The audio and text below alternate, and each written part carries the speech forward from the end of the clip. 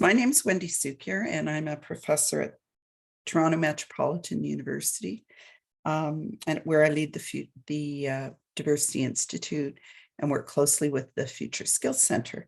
And at this point, I'd like to turn it over to Dr. Tricia Williams, who is the Director of Research and Evaluation and many other things at the Future Skills Center. To kick us off, Tricia will be hosting the session, which was organized as part of the Future Skills Center's outreach activities. Over to you, Tricia. Thanks so much, Wendy, and good morning, everyone. It's really exciting to be having this event with the Diversity Institute team, which is a close partner of Future Skills Center, and we really appreciate that we're able to come here with them and with Magnet. We're meeting virtually today, and I'm speaking to you from a very soon to be snowy outside in the beautiful shores of Lake Ontario. This is the traditional territory of many nations, including the Mississaugas of the Credit, the Anishinaabe, the Chippewa, the Haudenosaunee, and the Wendat peoples. It is now home to many diverse First Nations, Inuit, and Métis peoples. We acknowledge that Toronto is covered by the Treaty 13 signed with the Mississaugas of the Credit and the Williams treaties signed with multiple Mississaugas and Chippewa bands. I think this is always something I try to think about mindfully, especially as I have a young daughter and I'm trying to raise her to acknowledge the land we live and play in. So I hope you can think about the traditional lands that you're coming from today as well. We're going to have a really exciting day today. I'm really glad so many people signed up to join us.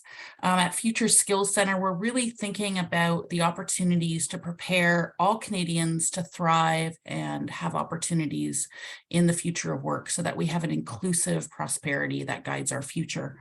And we think that, there's really such a huge challenge ahead of us with climate change.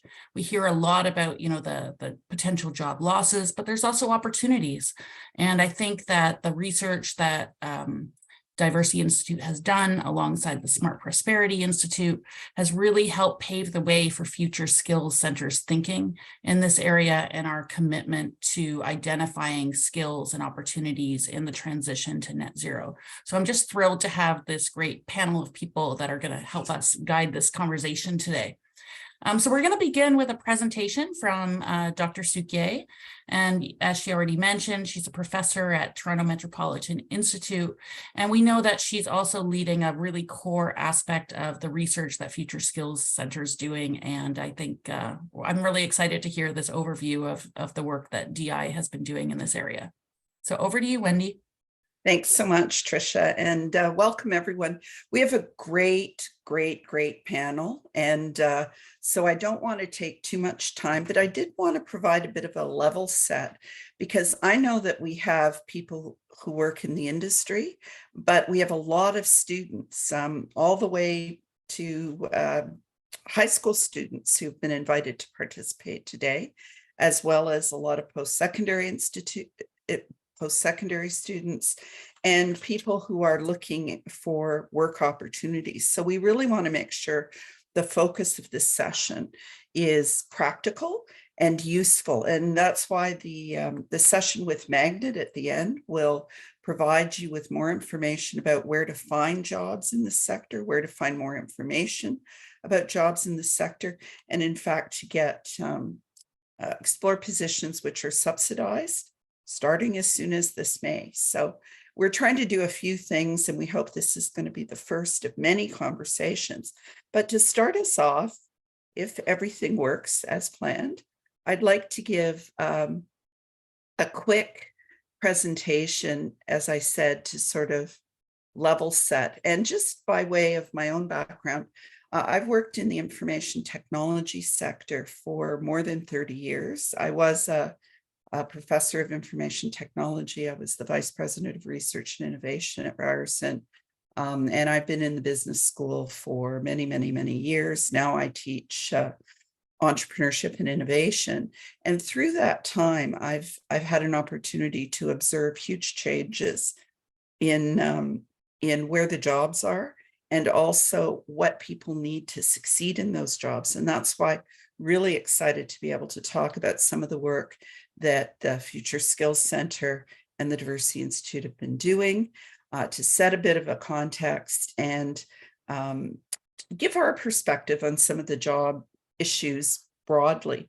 You've got some incredible panelists who can answer more detailed questions, but I'm really trying to set a bit of a context. And just by way of background, the Diversity Institute is a research center in the Ted Rogers School of Management. And we lead a number of big initiatives. We're the research lead for the Future Skills Center, where we not only do research, but we develop programs, especially upskilling, reskilling, micro-credential programs that can take someone who graduated in history or philosophy and help them transition into a great digital job. And we see some real parallels with what's happening in the green economy. We also lead the Women Entrepreneurship Knowledge Hub. One of the things I want to really underscore is the opportunities that we're seeing with the transition are not just for jobs in big corporations. And in fact, 90% of private sector employment in Canada is with small, medium enterprises. And there are massive opportunities as well for entrepreneurs, both social entrepreneurs and those who are focused on profit. We are also focused on a number of programs targeting specific communities, Black youth, Indigenous youth, and trying to change the profile of leaders in Canada. And as my director, executive director, Mohammed Elmi said, you can't change who's in the boardroom if you don't change what goes on in the classroom. And so we have programs at all stages. So when we think about the context, I think most people are here because they're passionate about environmental issues, and they probably know that when we talk about a net zero economy, we talk about an economy where greenhouse gas emissions are eliminated or offset, and that there's a wide range of tactics and strategies we can use to accomplish this. And, you know, you can deal with supply issues and you can deal with demand issues. You can look at reducing emissions, or you can look at shifting resources. And, you know, one of the things, and I say this scientifically, is I had a conversation with the Department of Agriculture about a new challenge that they are launching. And the challenge that they are launching is focused specifically on reducing cow farts, because I thought it was an urban legend, but apparently it is true that cow farts are one of the biggest problems when it comes to global warming. And so that and climate change. So the focus of this particular project is on changing the feed that cows eat, for example, because that has a lot of impact. But others, of course, are focused on alternative forms of food and protein, because I gather chickens don't fart as much. The government, inappropriate humor, but I was so shocked when I had this conversation just a couple of days ago. The government of Canada is not just committed to changing cow feed, but it has actually put into law the Zero Emissions Accountability Act with targets. And this, for those of you who are not policy wonks, this is massive, to actually have in law legislative emission targets where governments are being held accountable. It really is transformational. They've also put their money where their mouth is. So there's the Canada Growth Fund, which is aimed to support transitions with new technologies and so on. And they're also focused on skills and training, and we'll hear more about that later. We've done some research into employment trends that are associated with the net zero economy. And it's important to remember that it's very hard to predict when you don't know what the future holds. We didn't see COVID coming, and that, of course, has disrupted and changed and accelerated all sorts of things in our economy that we did not anticipate. But generally, job trends are shaped by politics, by economics, including demographic trends, sociocultural things, what people think is important, how they behave. Things like shifting to electric vehicles, for example, can have a profound impact on our future, as well as technology trends. And those of you in business school know that we refer this to pest analysis. And so what we did on this particular project was we looked at different scenarios, because we know some governments and some parties are much more focused on accelerating the pathway to net zero, and others not so much. And what was so interesting about this research is it showed, regardless of the pathway that was taken, regardless of whether you went aggressively towards transitioning to net zero, or whether you took a more moderate path, the result was there were going to be more jobs. And so one of the things we started to do is dig into what are those jobs. And of course, most people know that there are lots of jobs in what we would call green tech. There are lots of jobs for those of you who are in science, technology, engineering, and math. And in fact, the demand for people in those disciplines is almost insatiable. But there are also huge opportunities for people in other disciplines: history, English, psychology, business, environmental management, et cetera, et cetera. And so one of the things I really wanted to stress today is, regardless of what you're currently studying, regardless of what you're passionate about, there is potentially a green job for you, because we see, especially in the private sector, yes, there's demand for technical skills. And yes, those are very, very important. But there's also huge demand for critical thinking skills, for cross-functional skills, for what we call social and emotional intelligence, the ability to work in groups, to plan, etc. And our experience in transitioning people into digital jobs, we think, is very instructive, because there we've been able to show that you can take someone who has graduated in history, arts, social sciences, and you can teach them what they need to know about technology so that they can actually be part of the transition towards implementing technology, because we know the rate of digitization has massive and has really been accelerated by COVID. And so we have lots of information, and the Future Skills Center is really trying to make this information available to ordinary people to help them plan their careers, their education, and choose their pathways. And some of you are still at the stage where you're probably making decisions about where you want to go, and others are looking for jobs. We also have to, in my view, always apply an equity, diversity, and inclusion lens to what we're doing, regardless of the focus. And I won't go into this in detail, but it will be no surprise to you that we still see women underrepresented in technology-intensive jobs. We still see that women, and this is front of mind because it was International Women's Day this week, we see that women still earn less than men, although the average salaries in the sector are pretty good. We also know that we see that racialized people, and particularly newcomers, are actually overrepresented in the sector. And why would that be? Because there's such a focus on high skill. And we know that a lot of newcomers in general to Canada, are better educated and more highly skilled than those who are born in Canada.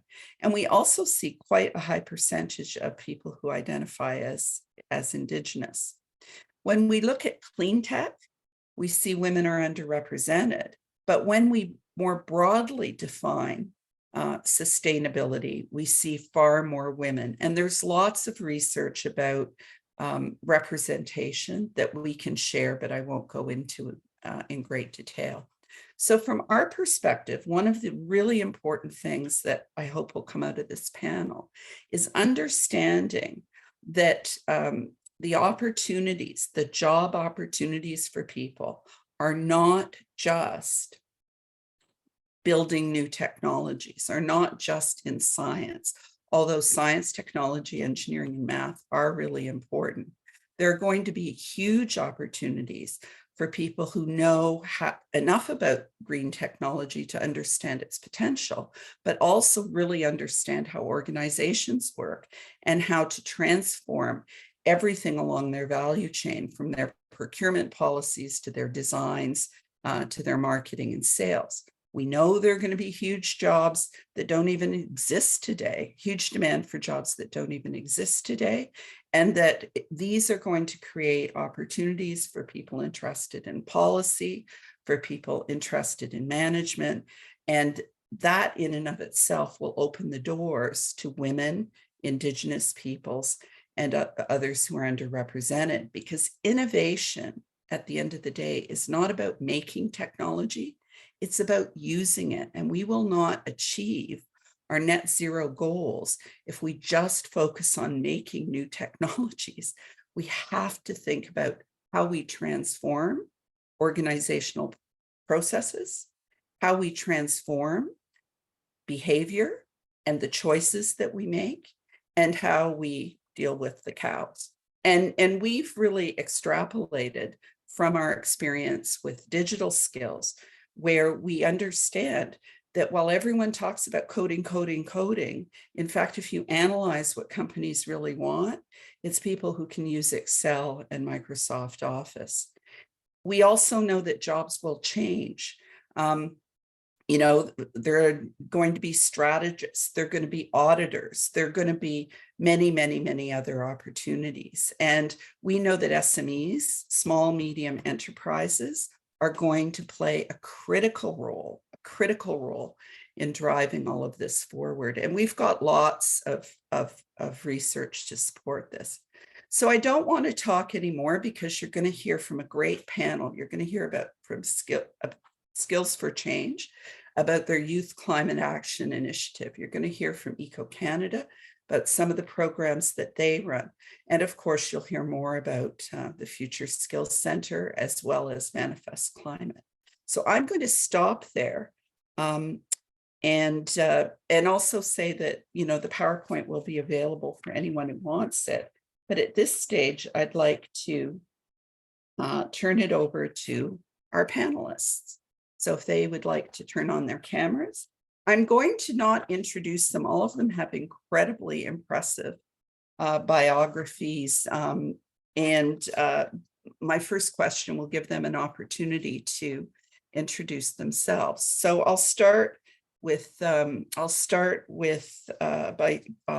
noting that we're joined today by Corey Anderson, who's the first person I see.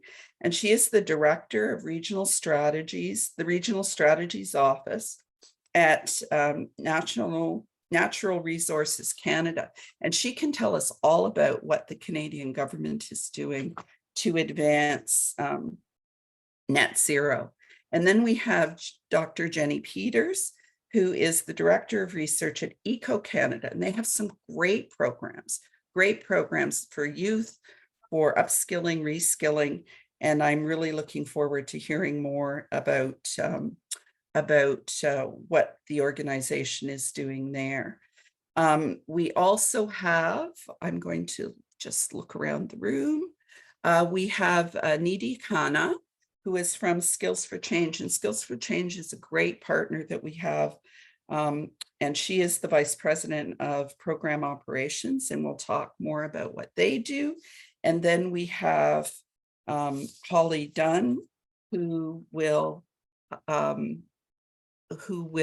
talk, who's from Manifest, who will talk about the work that they do. And we have some other questions.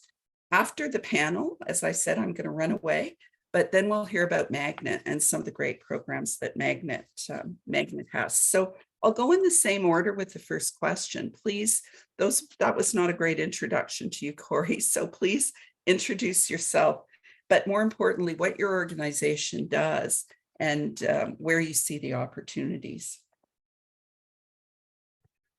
Thanks, Wendy. So yes, as Wendy mentioned, I work at Natural Resources Canada in the Regional Strategies Office, and Natural Resources Canada is currently the lead department for the Sustainable Jobs File, which many of you may be more familiar with it being called Just Transition. We're rebranding to Sustainable Jobs for a few reasons, but I think one of the most important ones is, as Wendy mentioned in her presentation, we really see the transition to net zero as an opportunity for Canada, given our abundant resources, given our skilled workforce. There really are going to be more jobs than we have now, and potentially more jobs than we can actually fill. So that's really where we're focused on, is how to prepare the workforce and grow the workforce to be able to support the net zero transition. And so I think, a lot of the discussion publicly about just transition has been about, people are going to lose their jobs and sectors are going to be closed. And that's really not what we're focused on. We're, again, as Wendy mentioned, we're really focused on transforming traditional industries to decarbonize. So this isn't really about closing down industries or shutting down sectors. It's really about, what are all of the technologies and the processes that we can apply to reduce emissions from existing sectors and also bring new sources of energy online. So that's really the focus. So we just very recently, a few weeks ago, released our interim sustainable jobs plan, which is available on the internet if you're interested in looking at it. And it really provides a bit of a snapshot of all of the efforts that we've taken in the government so far. Wendy mentioned a few programs, but we've actually earmarked $120 billion towards climate action and supporting net zero industries and helping support the creation of jobs, including $1.7 billion for skills training. So this is a major commitment on the part of this government.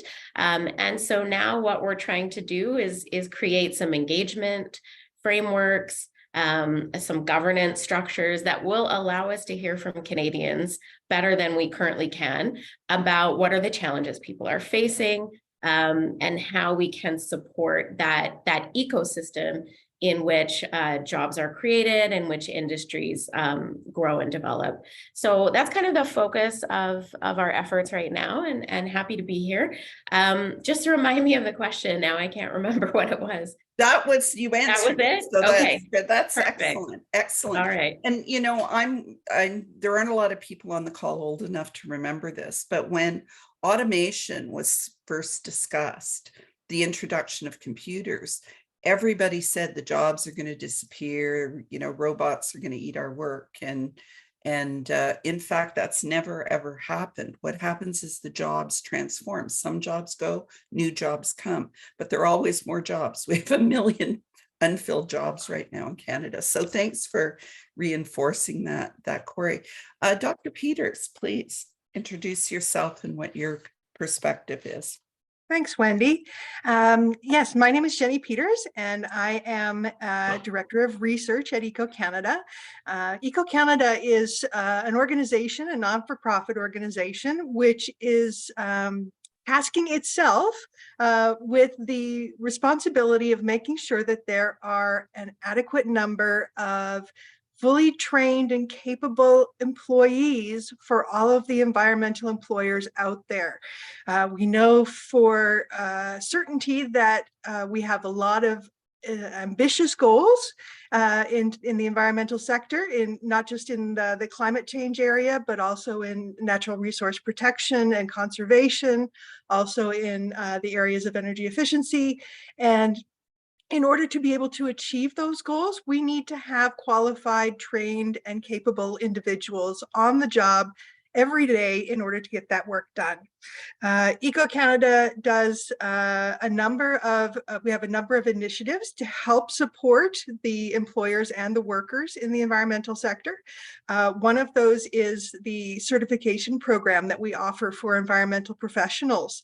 And we have for those of you who are just getting into environmental work, we have an environmental professional in training certification, which offers a wide variety of different benefits, including the opportunity to network with other individuals who are in the same area or in the same type of work, and individuals who are maybe more advanced. Mentorship programs developed through this as well. Training is also offered as part of that.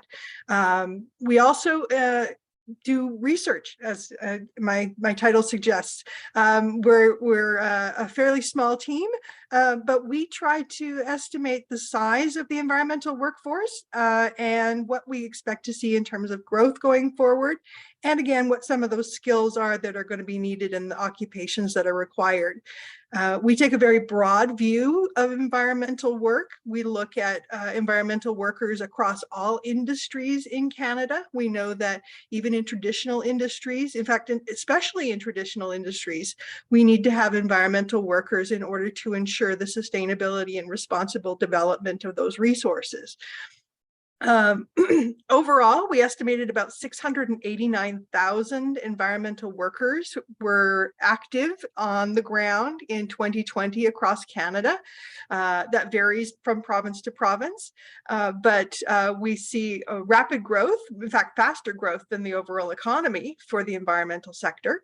And we also see that there are a number of retirements coming down the line. As you may be aware, the baby boomers are in that retirement phase these days, and that provides a lot of opportunity for young workers to get a lot of experience that they may not have been able to get initially. But it also puts a lot of more responsibility on the shoulders of those young workers, and that leads us to the recognition that it's not just technical skills that are required in order to succeed in the environmental sector. It's leadership skills, teamwork skills, communication skills. All of those are integral to the multidisciplinary work that's taking place in the environmental sector these days. So great. And as one of the boomers, boomers are dying or retiring. I want to do the second before I do the first, but it is transforming the economy. Thanks so much for that. So Niti, please tell us about what Skills for Change is doing and introduce yourself.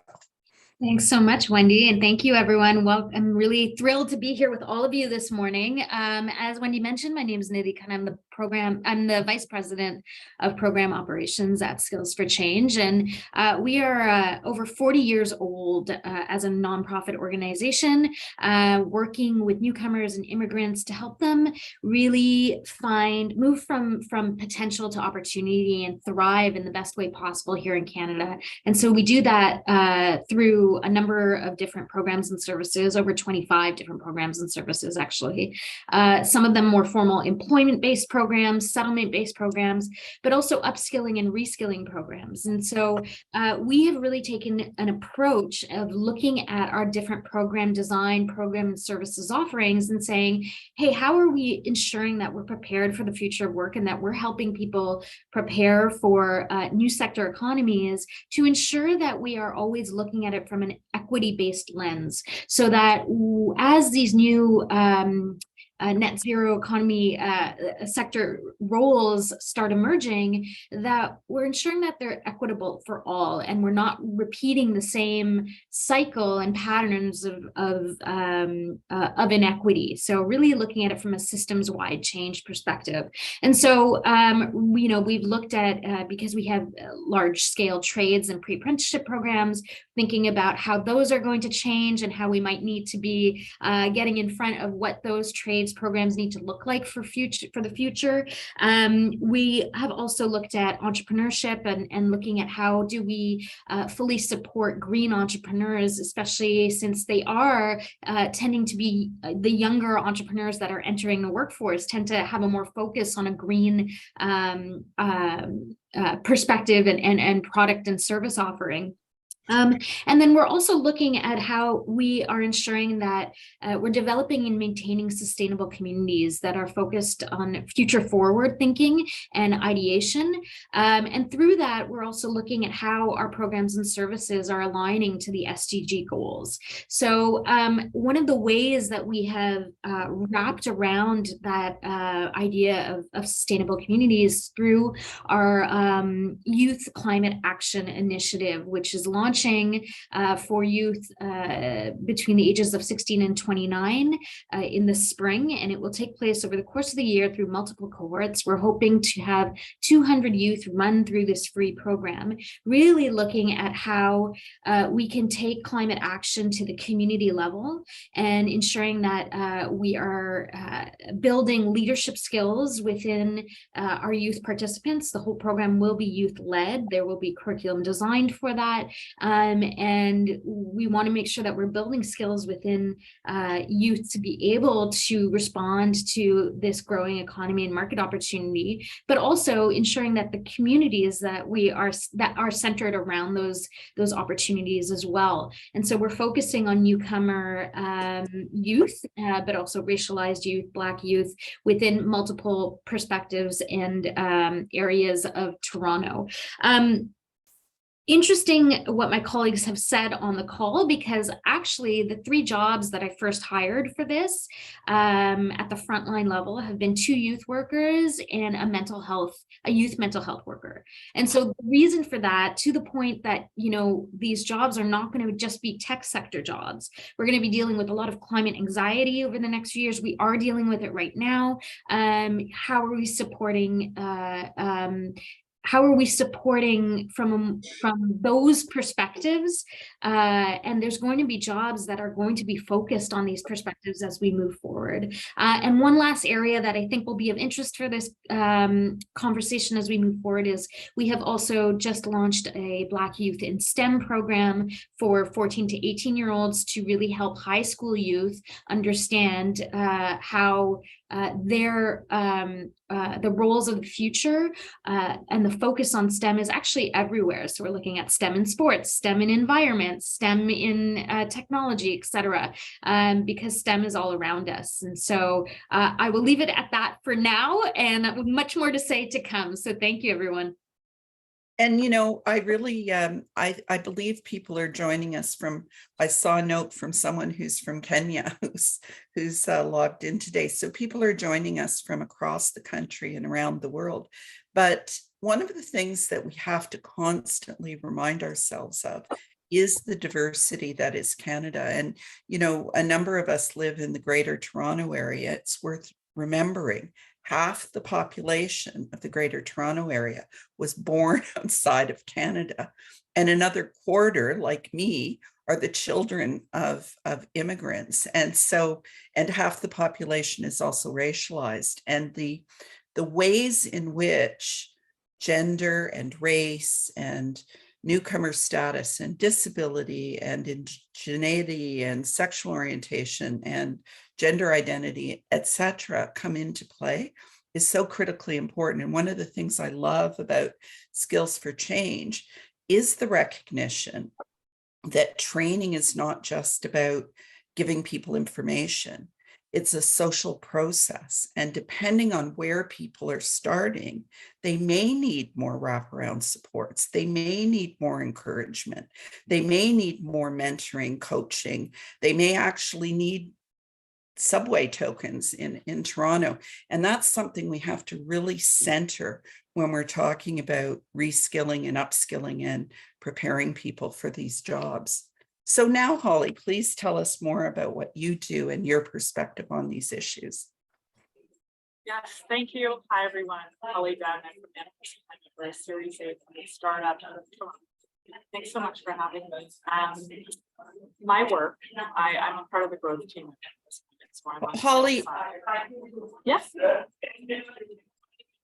You're on mute.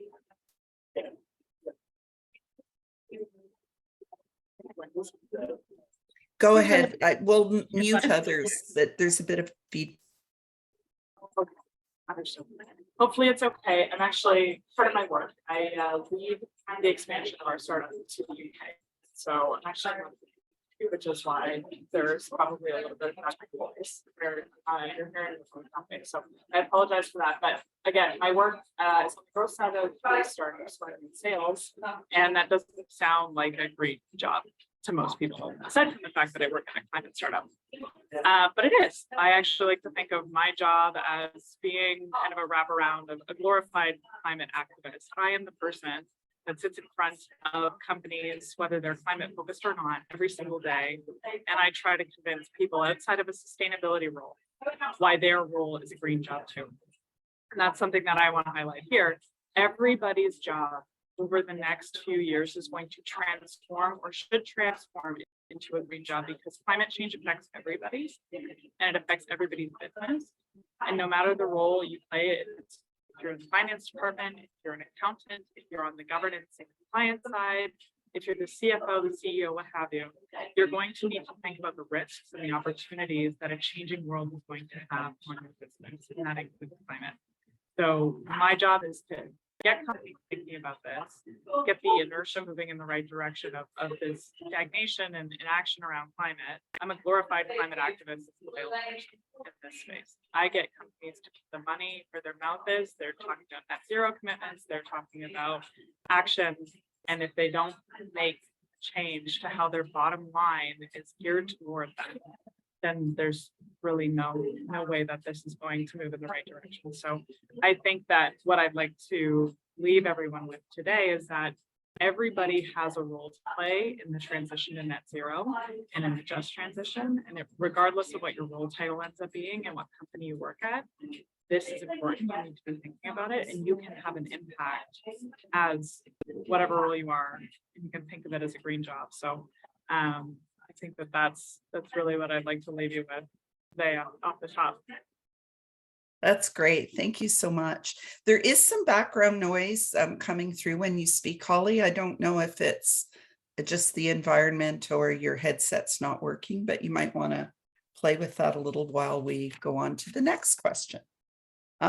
So one of the things we know is there are lots of people in the audience who are passionate about the green economy and passionate about net zero and have been to protests and are activists in every sense of the word. On the other hand, we think we have lots of people who are here just to kind of figure out what's going on and what this may mean for them. So I'm wondering if with the next question, we can all think about very concrete examples, thinking about, you know, most of the audience are probably youth 15 to 29, some post-secondary PhDs in biosustainability, and others making decisions about what courses to take in grade 12. So I wonder if we can talk more specifically and in concrete terms about what examples of jobs do you know about that you think are really exciting and fun and interesting and impactful, because we know that young people really want to have an impact. And what does it take to do those jobs? So just pick a couple that people may not be so familiar with, because we know that one of the things about these transformational sectors is a lot of the categories of jobs that our guidance counselors or our placement officers talk about. You know, you can be a lawyer, you can be an engineer, you can be a doctor, a nurse, a teacher, don't exactly apply to the way things are going. So I don't know, Jenny, if you want to kick us off and talk a bit about what you see and where some of the real exciting opportunities are. Sure, that sounds great. Well, you know, there are so many different types of roles available for people interested in doing environmental work or contributing to environmental protection and sustainability. A few of that come to my mind are in the building sector in particular. We know that although heavy industry and transportation are heavy emitters of greenhouse gases, the third largest emitter is the building sector in Canada. And we're going to have a major retrofit project to make sure that all of the existing buildings that we have standing and the new buildings that we're creating are going to be energy efficient buildings going forward, to reduce the emissions that are generated from the energy use from that sector. That leads us to lots of opportunities for people who are interested in architecture, for people who are interested in building operations, for people who are interested in inspections, energy monitors, energy modelers are needed, energy managers are needed. We have also a wide variety of different roles that are needed for the development of renewable energy resources. A lot of the types of trades occupations that we have traditionally seen apply their skills in HVAC or in plumbing can apply their jobs to wind technicians, for example, wind power technicians or solar power technicians. And so there are a number of opportunities available, but I think what brings them all together is that they're transitioning from older style work roles into greener roles. It's not so much that we're going to see these brand new roles, it's that the new skills, the new attitudes that people are going to bring to those roles are going to make the difference. That's great. Thank you for that. That's really, really helpful. And Corey, what about from where you sit? What are some of the, when you're talking to a 23-year-old who's trying to decide what to do with their life, where are some of the exciting opportunities? So that's not something I do very often, but happy to offer a few thoughts. And obviously, working in the government, you know, we're sitting at a much higher level. So I don't get a lot of opportunities to kind of be in the weeds, but just a few examples I wanted to mention that have kind of come up recently to make the point that, you know, when I was growing up, there were, like Wendy said, you could be a firefighter, an accountant, or, you know, a doctor, or a lawyer. There didn't seem to be as many options. And now I think there's just so many jobs that exist that didn't exist or that we really didn't know about. And so I would say, you know, if you have something you're passionate about, there's a way to turn that into a job, I think. And so I would say start from that and what you're passionate about. But just a few examples. So I was recently made aware that at Environment Canada, they're working closely with behavioral psychologists in terms of understanding how to convince people to change their behavior. And so they're working with behavioral psychologists to understand like what strategies are more effective or less effective, that sort of thing. That wasn't something I never would have thought that Environment Canada had behavioral psychologists on the payroll. So that's one example. I was also speaking to somebody about a law school, and they said, well, we're really having a hard time attracting people to specialize on subsurface rights because people assume that, like, you know, we're not going to be drilling for oil anymore, and that's not really something that has a future. And this person made the point to me that, you know, there's going to be lithium mining, or there's going to be carbon sequestration or critical minerals mining. That's all going to require an understanding of subsurface mineral legal rights. And so just the point that I wouldn't kind of count anything out. I think there's many ways to apply a variety of knowledge. And maybe just finally to say, you know, there's decarbonization itself creates a lot of job opportunities. So for example, we're going to need a lot of energy efficiency auditors in the building sector, people who can come in and say, you know, this is what this building needs. Another thing I'm aware of is there are a lot of communities, small communities, especially in rural areas, who struggle to have the skills to, how do you apply for government funding? How do you put a project proposal together? How do you develop a strategy or a work plan. I think those are all really important skills that many communities are very much in need of. And so those are just a few examples that I'm aware of things that maybe you wouldn't think of traditionally when you think of what's a green job, but to Holly's point, can apply.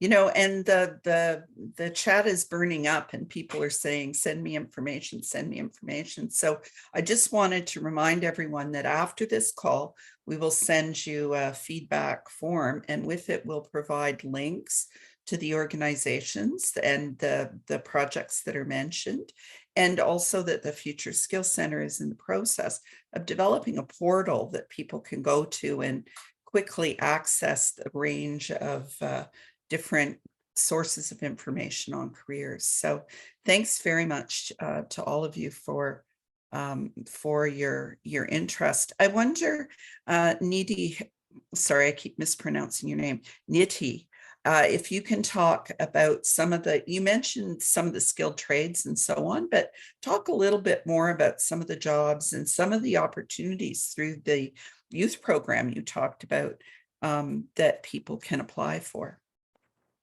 Yeah, so I think this is a really interesting conversation because as my colleagues were also talking, I look at it from the perspective of the future of work and how we're grounding our workplaces now in a more holistic, human-centric way. And so what that means is that if you are thinking about the courses and what you should be taking next year or this year, there's the technical skills, but then it's, as Wendy mentioned before, like what are the leadership skills? What are the holistic skills that are rounding you out as a person and as a someone who's going to be in a leadership position one day or getting that first job? What are those wraparound sort of ways that you can think about how to build your skills to create to ensure that you're ready for that? Because we're looking at, even things like how are you going to deal with conflict management? Because as we move through the next few years, there's going to be very different opinions and points of views and things that people are moving through when we're talking about new sector economy roles and green jobs. There's going to be multiple points of views. Are you up in and understanding the policies as they're coming down? There's government relations components to all of this, so really thinking about maybe taking some political science courses as electives and really digging deeper into how those policy changes and where we're at today and where we need to be in order to support these sectors, what we need to do there. Our youth climate action program, as I said, really is focusing on that community level engagement and how the participant's self is also taken care of through that. So this focus on mental health is a huge area that is going to be emerging even more as we deal with the complexity of climate action, climate refugees, immigration policy. That's all changing. That's all changing, which is incredible because that means no matter what you are thinking about in your future, there's going to be a connection to sustainability. And so, I recently went on a tour of the ROM, and they have a climate tour, and they have North America's, I think, only climate action curator, who's responsible for really bringing a sustainability lens to the exhibits and really rethinking about how we tell the story of history through a climate perspective, how Indigenous perspectives are incorporated in all that. When I started out in the arts 20 years ago, that wasn't even a topic of conversation. And here we are now having this really interesting conversation in the arts world. So even if you're coming from a completely different sector, look at how it's all intersecting and emerging. So I think there is so much more to come. And when you start also layering things in like social financing and how are we going to be creating a thriving nonprofit ecosystem around sustainability? It's already started, but how are we ensuring that that's going to continue? That's all jobs. Those are all jobs that are coming down the road, and we're going to need really passionate, smart, innovative thinking around this. And that's where all of you as your generation come in to help build that with us. Thank you so much for that. And, you know, two things. One is we're getting, like I said, we have people from Kenya and Ghana, and of course, all Canada's workforce growth is going to come through immigration. And there are going to be lots of opportunities for skilled newcomers. Some of those questions we can't really answer during this particular panel, but people can email me and I can refer you to the proper channels for that.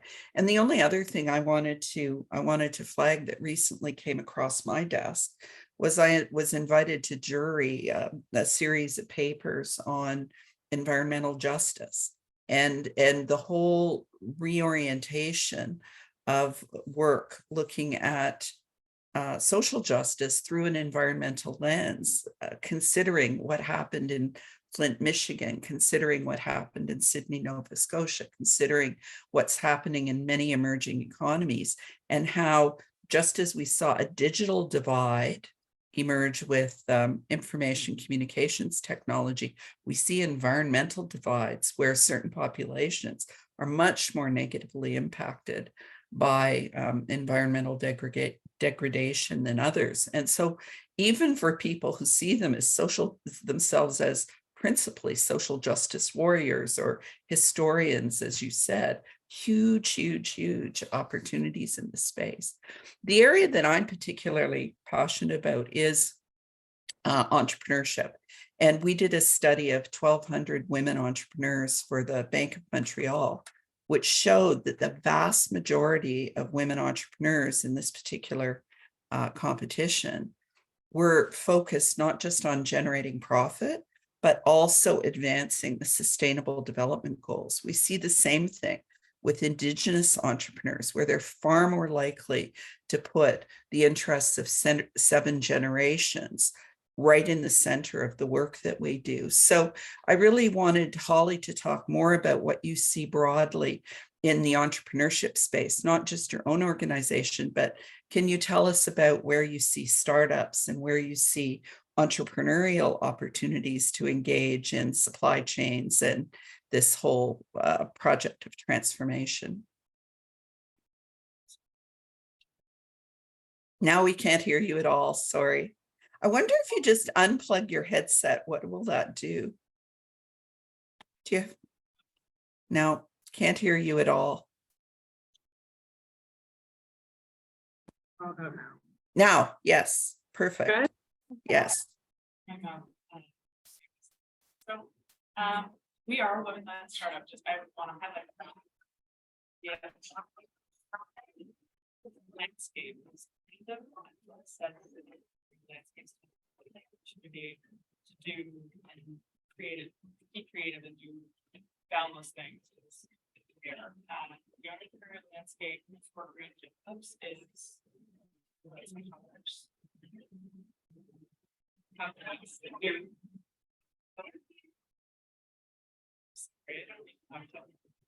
this is what happens when you travel along.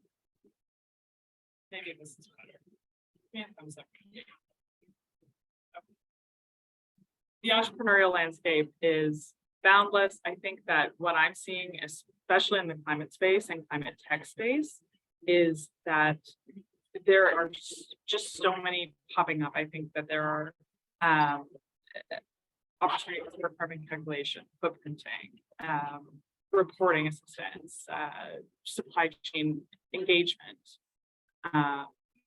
You could do anything, and there's going to be a lot of consolidation in this space over the next probably 5 to 8 years, where you're going to see partnership webs and ecosystems between these startups start to become more solidified, holistic solutions, where folks are merging and moving away from the partnership space. But all in all, I think for the opportunity in the near term, the big players don't have the kind of climate expertise that they need to move fast. And it's not coming out of educational institutions, or it's not coming out of the existing workforce as quickly as it needs to. We don't have time. I'm a new grad I would call myself still a new grad, and I am in this space. I feel I've moved up quite quickly, and the nice thing is that if you're willing to learn quickly, and if you have a breadth of skills, I wouldn't say necessarily as a generalist, but in the climate space, your expertise is so needed right now, and we don't have the kind of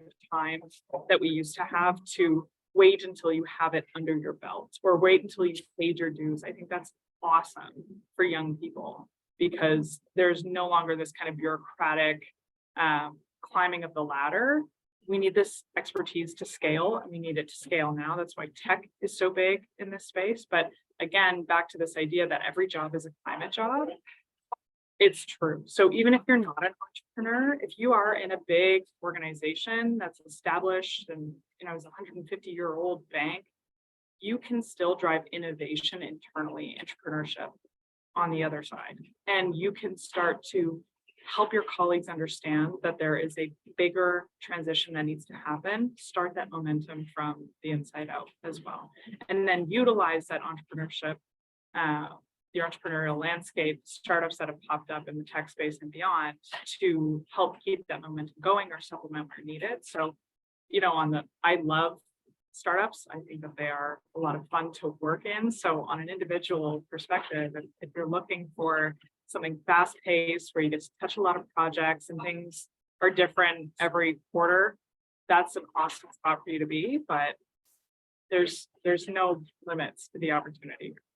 And a lot of us work with organizations that are really focused on advancing entrepreneurship, social and for-profit ventures. We work with CEO now called Corrales, and the number of green ventures there ranges from people working with alternative energy sources and batteries to people who are focused on zero packaging, to people who are focused on organic products, to people who are focused on alternative modes of transportation and so on. So really the sky is the limit. And my argument is always that entrepreneurial training or ventures are a wonderful experience, even if you're going to go work in a large corporation or a bank. And the other thing that we're really focused on is trying to get a sort of whole of government, a whole of society approach where instead of just focusing on growth, which is important, and innovation, which is important, we need to bake the sustainable development goals and sustainability into everything we do, whether it's our investments in startups, whether it's our investments in innovation, whether it's our investments in training, and start to ask questions about sustainability in the same way we need to ask questions about inclusivity and the impacts on women, on Indigenous peoples, on the Black community, and so on. So I think there's massive, massive opportunities, especially if we learn from our mistakes in the past. Anyone else on the panel who wants to talk specifically about entrepreneurship or interesting new ventures that they've seen emerge? I have some comments here. Hi, everyone. My name is Nasreen, and I am at Magnet. I'm a senior engagement manager. And before working at Magnet, a division of Toronto Metropolitan University, I spent some time in the Faculty of Engineering and entrepreneurial. I worked with the Center for Engineering, Innovation, and Entrepreneurship at the Faculty of Engineering at TMU. And there was a competition that was run, and it was very similar to a Dragon's Den, if you will. And there were these brilliant students that would come forward with their ideas, and they would try to get them funded and commercialized in the process. And those that were funded, there was no equity piece to it. So it was really a really great opportunity for students to begin their startup. There was a really brilliant student who was completing his PhD and had come up with a solution to wastewater. So wastewater is something that usually sits, and Dr. Jeannie Peters, please correct me if I'm wrong, but I recall that wastewater takes, if not hundreds or thousands of years to sort of disintegrate, I guess, by itself. naturally. And it never really does. I don't really believe that's the process. So this particular gentleman, who's now a doctor in his field, came up with a solution to clean wastewater within 30 seconds, which is a lot faster than what I think was 30,000 years. And I'm remembering it now slowly. So I think that education and skills and training are key to the future of what it is to, live and work in a green world. And that's sort of what Magnet's role here today is we're here to talk about all the different skills and training and education and job opportunities that are out there for youth, and encourage them that, although things may seem sometimes grim, and I know that there's, lots of panic as to what's going to happen. This is a focus and a very big, area of everybody's attention right now. And I do believe that with the right sort of processes and next steps, that there can be some real change, and the climate action that we want to see, like we can implement that, and the future belongs to the youth. So it's in your hands and you can do it.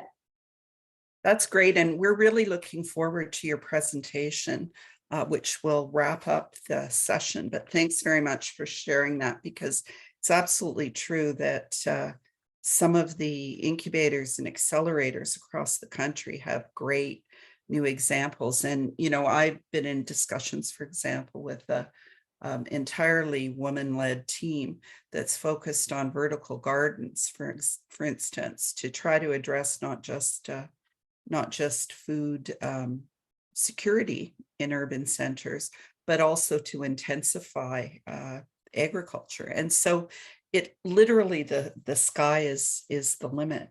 Unfortunately, time is limited. I know we could talk on, and hopefully this is the start of a series of conversations, but I wanted to make sure that we got through the other questions. And specifically, Nidhi, if you would talk about what we mean by fair transition and why EDI, or equity, diversity, and inclusion, needs to be baked into our discussions. And you've already sort of touched on that, but I think it bears repeating.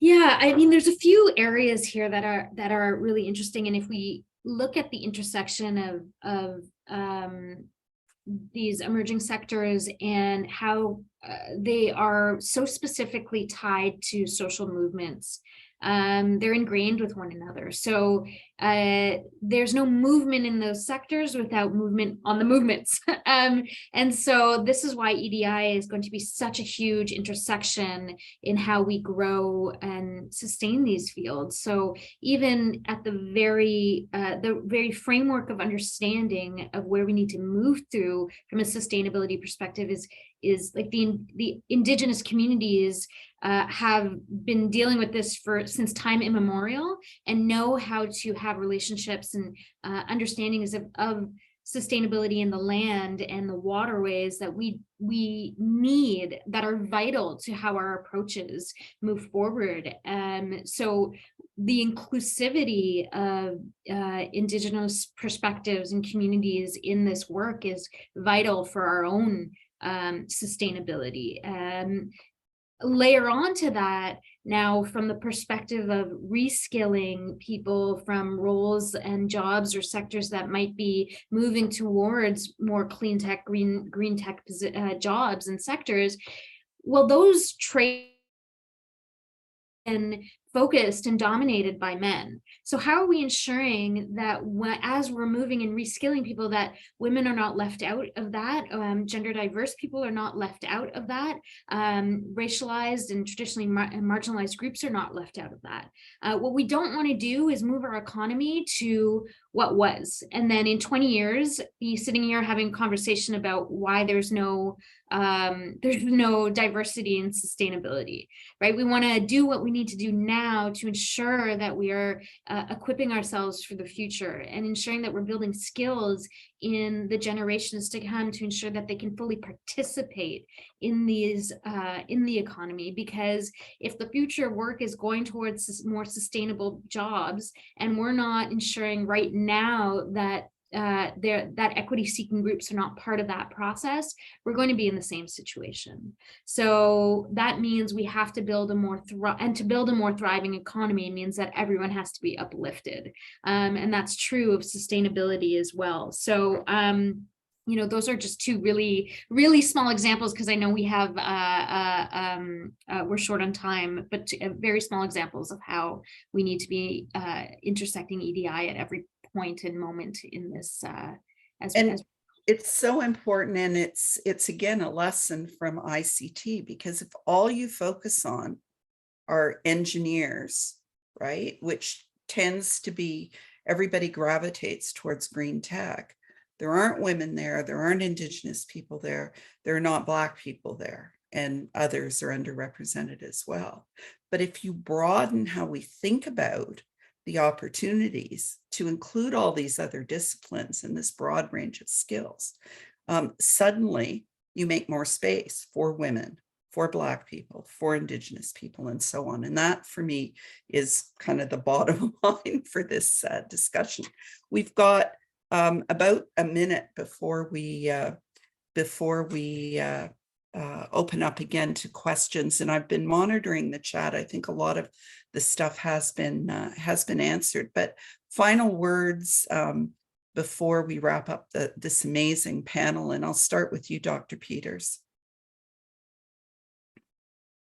Thanks. I think my closing thought here would be for youth, people just getting into the labor market, whether you're a newcomer or whether you're a young person, a new graduate. I think one of the key things to know about the Canadian marketplace, whether it's environmental or non-environmental, is that a lot of jobs are gained through word of mouth. And so what we recommend highly is taking advantage of networking opportunities where they come up, making sure that you're constantly asking people, what do you do? Do you like what you do? How does that fit into your values? What sort of career path did you take? Not necessarily asking them for a job, but asking them about their job and getting feedback and insights into how the workplace works. You'll be amazed at how quickly those sorts of relationships blossom into recommendations and suggestions of other people to talk to, growing your network, and that is the I think one of the great ways to get into the marketplace. Thanks so much. Great points. Holly. Yeah, closing thoughts, I think, is really about networking, but also as a young person coming into this space, don't be intimidated by, I guess, the idea of imposter syndrome, or don't get seduced by it. This is a very new space. Green jobs as a concept has evolved quite a bit in the last 5 years, and even folks that have been in climate or in environmental services for some time, decades to long, this is all new to them. How the climate transformation is shaping the working world is not something anybody's ever seen. So be open-minded about the roles that you can take on in this space, and don't think that just because you're new to the job market or you're just coming out of school, that you don't have something very valuable to contribute here, because you do. Thank you for having me. Thanks so much. Corey.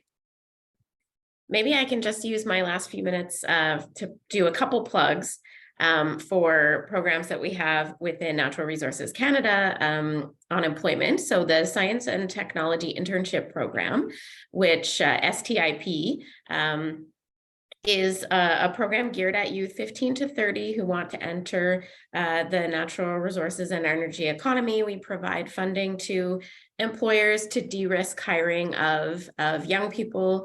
And so if you're interested in working in that field, I would recommend that you check that out on our website. We're really focused on placing people from employment equity groups, women, racialized communities, Indigenous communities. So especially if you fall into one of those, I would encourage you to look at that.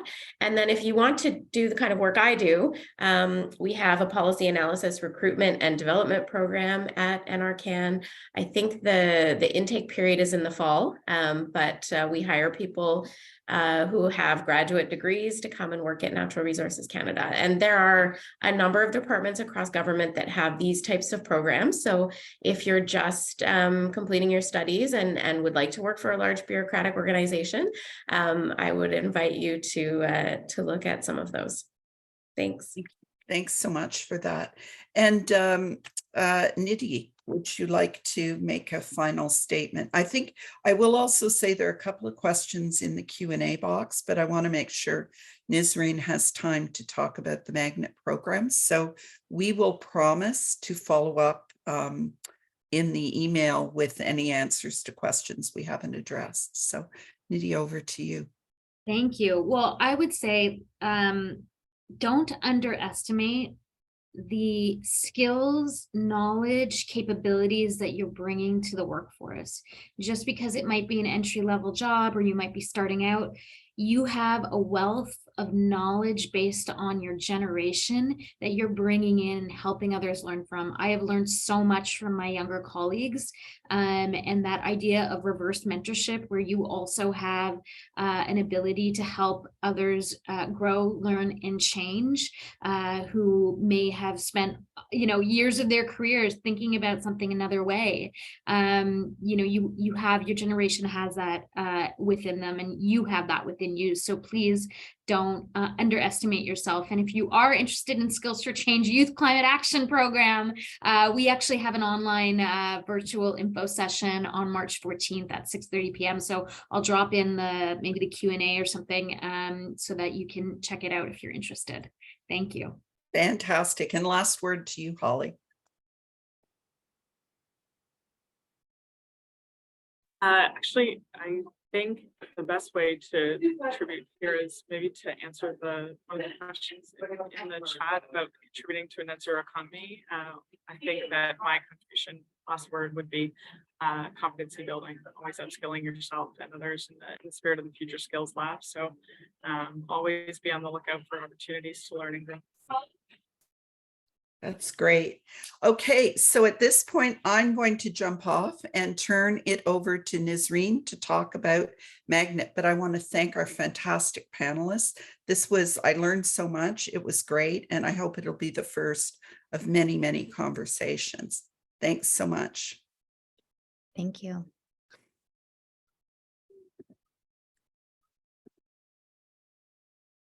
Okay.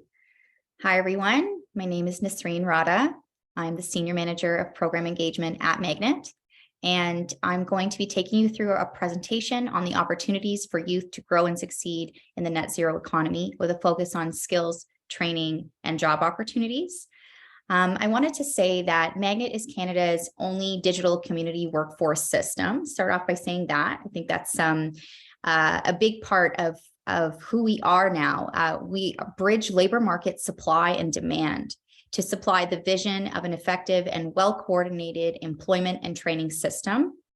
And we do so in partnership with a community of government, employment, and industry and enterprise organizations. We're bringing together technologies, creating an ever-evolving digital solution that inclusively connects organizations and businesses with talent and opportunities. So collectively, we are driving positive workforce and economic development for Canada. And of course, as we heard in the discussions and the presentations today, the future of work and what that means to be part of a green economy, and what's the future of green jobs? Well, from an economics and workforce development perspective, Magnet has a lot to offer today. There's some programs that are going to be really relevant to both current students, youth, recent graduates, and we'll unpack those in a little bit. Before we do, I just wanted to start off by saying there was a really great sort of takeaway from the recent World Economic Forum's annual global conference. It was called five ways in which the workplace could serve young people better. Number one, youth employment must be a top priority worldwide. And I couldn't agree more. And our programs at Magnet are really geared towards getting youth employed.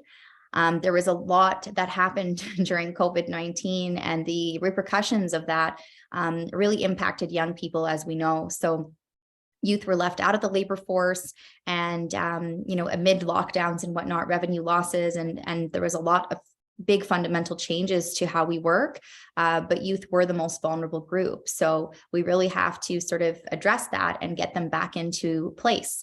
Number two, youth want jobs with purpose that prioritize well-being. So it's a different climate, pun intended, and youth are willing to quit if they are not really happy where they are, if they feel that it's a toxic workplace with unrealistic expectations, or they feel that the mission and vision of the organization is not necessarily aligned with their beliefs. So that is very much around sustainability and being green and doing the right thing as a company.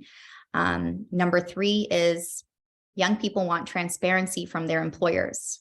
So in a post-pandemic world, transparency is everything. And young employees have no interest in jobs that are damaging to the planet or promote division. They want to believe in their work's mission.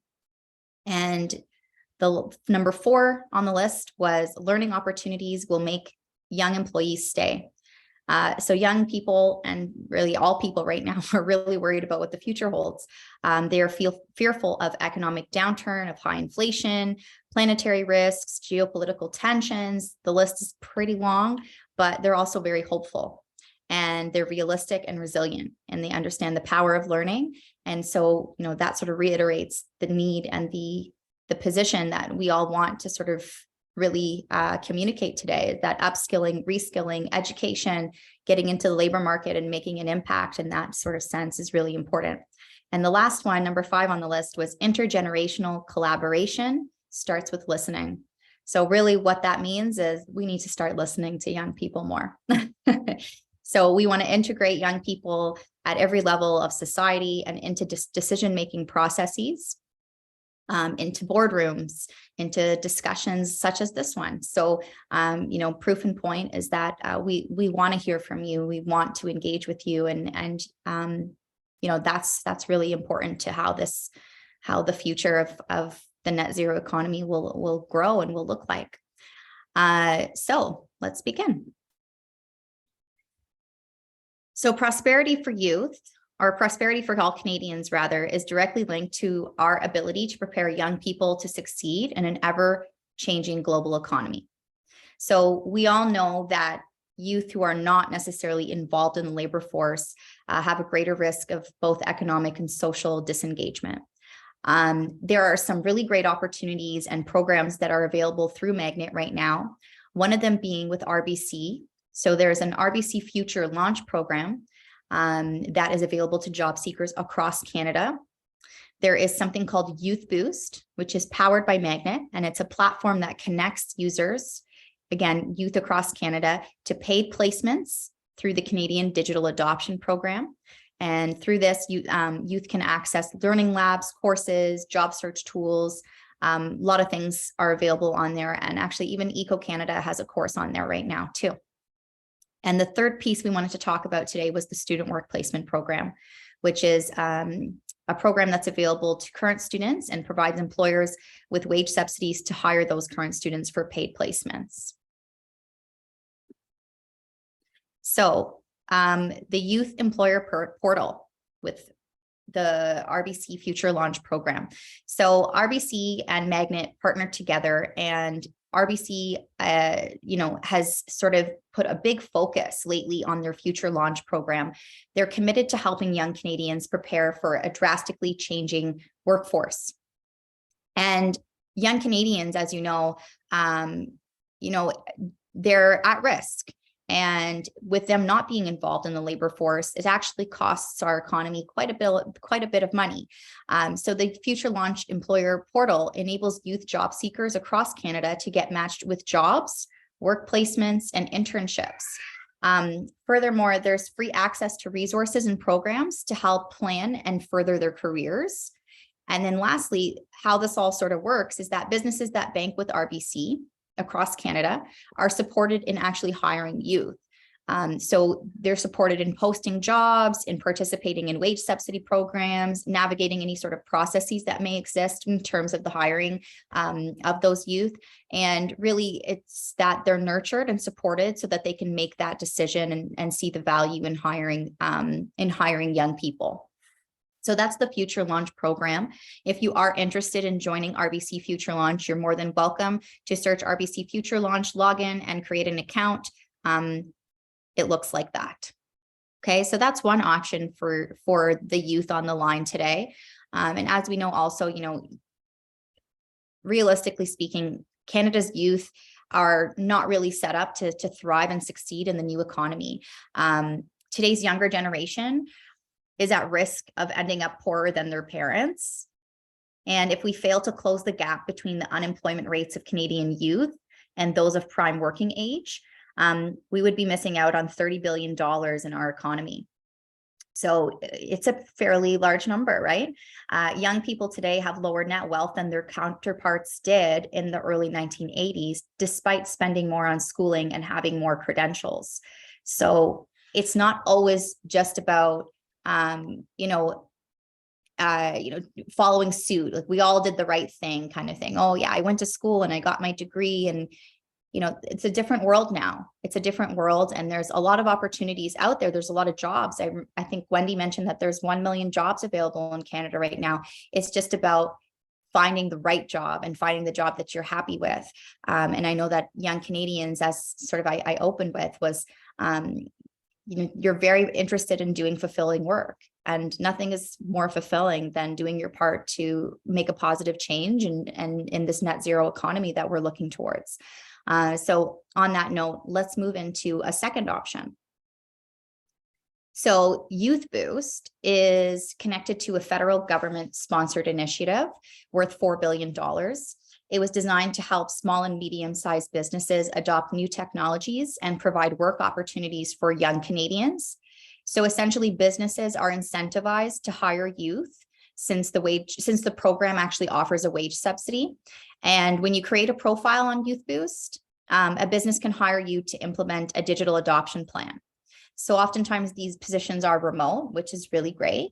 And, this free account that you would sign up to get would give you access to learning labs and courses from our partners. So you can get matched with jobs, you can grow in terms of, learning about new sort of, they're not necessarily micro credentials, but getting training and learning on in-demand digital and human skills. I know that there is a soft skills course on that system right now, which it's very interesting. It's delivered by ICTC. Eco Canada has a course, I believe, on environmental law. So there's a lot of different paths that you can choose. There's a lot of self-directed and expert-led training to help you build skills, as I mentioned, like social awareness, emotional intelligence, communication. And these are the soft skills that a lot of employers are actually looking for. So practical, technical skills and practical skills are really important, but soft skills are also equally as important, if not more important now. And that's a great opportunity is on Youth Boost to actually take some of the soft skills courses there. And also you can get informed. So you'll have access to information and tools to help you with finding a job and, those types of challenges. So these are some sample postings on Youth Boost right now. So some of them are tech, some of them are actually, more like green level jobs as well. So, or green jobs as well, rather. Lots of companies are putting forth their postings on Youth Boost. Eco Canada is one of the participants of the Canada Digital Adoption Program.